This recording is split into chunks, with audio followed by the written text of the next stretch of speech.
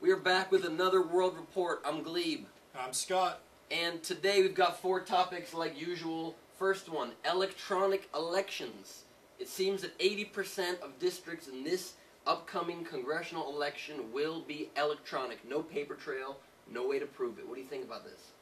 See, for me personally, I think it would be just as easy to steal an election with paper ballots as it would be electronically. Right, who's counting all that junk? Right, and when they did a recount back in 2000, it didn't seem to help, even though I believe Gore should have won that. That was why everybody started pushing for the electronic, was because there was little paper chads hanging off. And even once they recounted them with like a Supreme Court order, there's too many to count, screw it, give it to Bush. Like, that's how they ended up deciding the elections. They couldn't count it. Right. So I guess this way at least people are counted, but they need to just get some high-level security to have some better security than what they have now. And they can have a paper receipt that you print of who you voted for. Yeah. Everybody should have that. If you don't have paper and electronic, otherwise you got some hacks gonna program this thing, and you know, who knows who will end up in office. That is not good. And there's already been some statistics that say it's been happening in Ohio.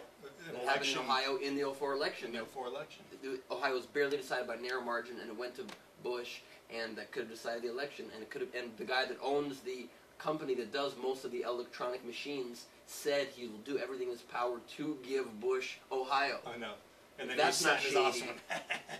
That is not. I mean, that should right there at least stop using that company. I agree. Or fire that guy. Iraq, we've decided to at least consider completely changing courses. We have, an independent council, bipartisan council that is giving Bush advice, including former Secretary of State James Baker.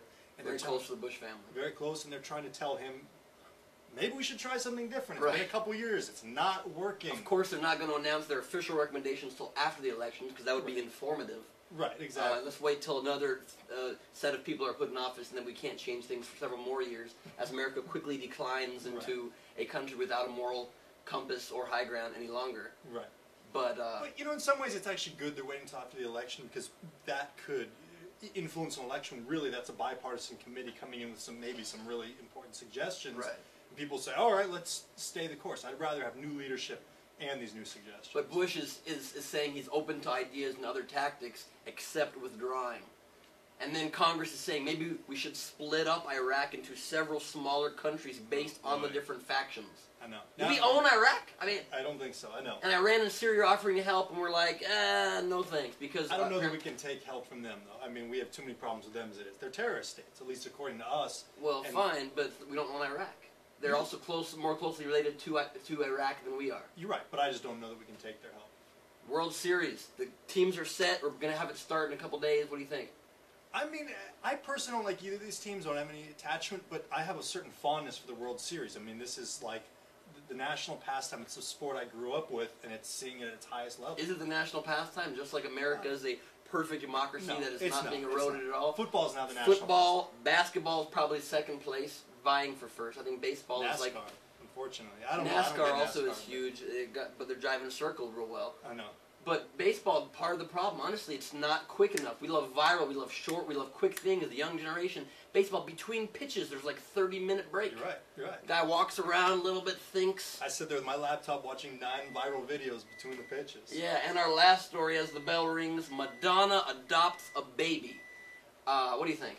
She says she's been in line for 18 months. I hope so. That would prove that she's not just jumping on the African baby bandwagon. Right, exactly. Hopping on the Brangelina African baby train of joy. I think it's child rearing. It's like a great idea for a show that was like what do they call it? A daycare with like all the celebrity babies. It's like the UN of babies. Right. It's kind of like Different Strokes. Yeah.